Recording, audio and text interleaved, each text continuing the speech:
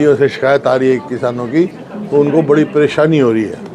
एक तो बारिश ने काफ़ी नुकसान किया उनका, बेमौसमी बारिश हुई, उसके लिए कोई कंपनसेशन नहीं किया। फिर ये इन्होंने सिस्टम ऐसा बना दिया, पोर्टल सिस्टम, मेरी फसल मेरा ब्यौरा, फिर गेट पास, फिर बायोमेट्रिक, फिर गारंटर, फिर मतलब तमाशा बना रखा है किसान के। भाई पहले हमारे टाइम में यही किसान थे ना, इतनी पैदावार होती थी, किसान सीधा खेत में मंडी में आता था खेत से और एमएसपी लेके चला जाता था। कभी शिकायत सुनी तुमने एमएसपी की?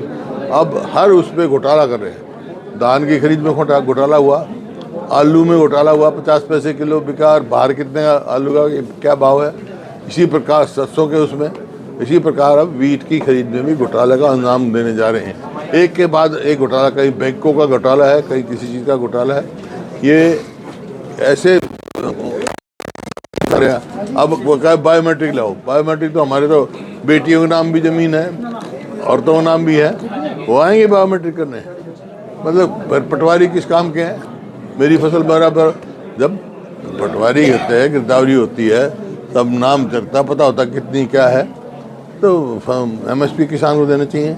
लेकिन ये ऐसे हालात पैदा करते हैं कि किसान को एमएसपी ना मिले और मजबूरी में किसान बाहर ही बेच दे सस्ता, और बाद में ये एमएसपी बीच में घोटाला करें, जैसे कि धान में किया है जगह जगह। सर, इस दौरे को लेकर कल सीएम ने पीसी की है चंडीगढ़ में और बोला कि जो विपक्ष है वो दुष्प्रचार कर रहा है गेहूं खरीद को लेकर, मंडियों को लेकर। प्रत्यक्ष को प्रमाण की क्या जरूरत है? गेहूँ खरीद हमारे समय में भी होती थी, एमएसपी मिलती थी, कोई बायोमेट्रिक हुआ था, कोई वो था। हमारे टाइम तो आधार कार्ड भी नहीं था। किसी को समस्या आई, आप यहीं थे ना हरियाणा में, आप बता दो अगर समस्या आई हो तो। अब क्या हो गया?